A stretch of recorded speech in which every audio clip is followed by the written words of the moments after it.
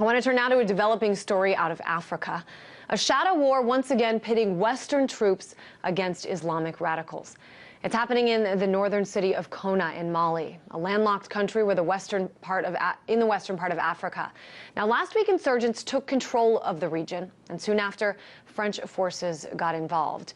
It was apparently not enough, though. Rebel forces are making advances despite French airstrikes, though the French military action prompted an Islamist leader to say that France had, quote, opened the gates of hell for all of its citizens. Now, today, the Associated Press reported that the U.S. has offered drones to help in the fight. Now, I want to bring in Ni Akwete, founder of the Democracy and Conflict Research Institute, to help us understand more about this region and about the conflict unfolding there. Hey there, Ni. Thanks for coming on the show. Give us a little perspective here. I mean, from what I understand, shortly after the death of Colonel Muammar Gaddafi, that's when France announced that it would intervene militarily in Mali. Talk a little bit about this. Yes, Mali has actually been at war since January of last year. And this is when people, Malians, who had been living in Libya and fighting for Colonel Gaddafi, took their arms, hundreds of them, and went all the way to Mali. Now, Mali doesn't share a border with Libya, so they had to go through Niger and Algeria, and they got there and they started fighting the government as a continuation of an ethnic-based secession that has actually lasted for over 50 years.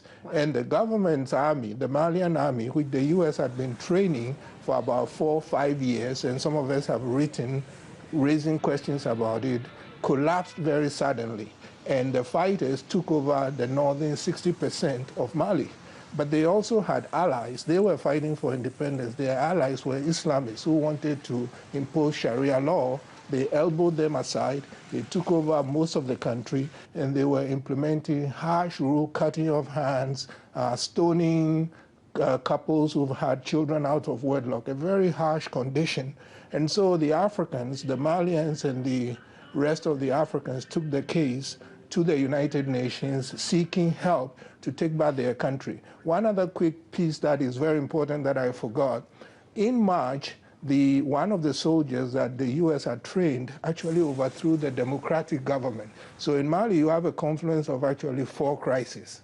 Wow, so much going on there. And I think it's important to note, too, that Mali gained its independence from France back in 1960 and then had its first democratic elections in 1992. Talk a little bit about, does what's happening now, does that undo sort of that kind of progress that was made? Oh, yes, absolutely. It destroyed it completely because, in fact, the coup led by the U.S.-trained soldier called Captain Amadou Sanogo, who the U.S. had trained over 10 years, he's been to the United States like 6, 7 times for extensive training. There was a month to go for the president to end his term.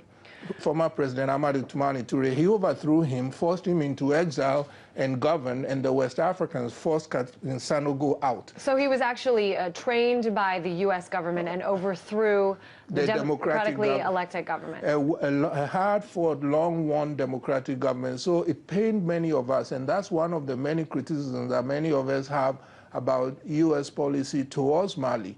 But even since that occurred, in my view, the Africans have been in the UN because the one thing they wanted to avoid, they wanted to help Mali take back its country, establish order, but they said they did not want to do it like George Bush did, which is invade Iraq outside of international law. So they've been spending months in the UN Security Council begging for support, begging for legal authorization, begging for funding, and it's been very slow. And I frankly have been critical of the U.S. role in the Security Council.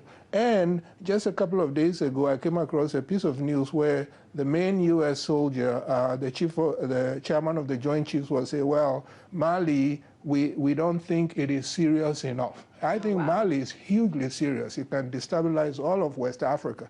So as bad as the French intervention looks, if you look into Mali now, most people support it, most of the West Africans support it because the Islamists had taken over about 60% of the country way back in the summer.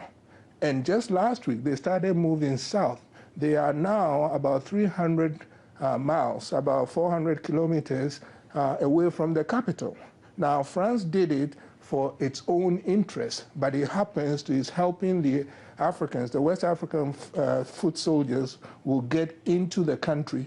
Now, France has about 500 troops and is using airstrikes. And we should say, too, I mean, that in light of sort of what happened over the weekend, we've heard from the United Kingdom, Germany, and even the United States. They have pledged their support now. Yes. So talk about how that support might affect things moving forward. Yes, because back in, I, for one, I had wanted it to happen earlier, the UN blessing of supporting the Africans to take hold of the country and bring some order and democracy.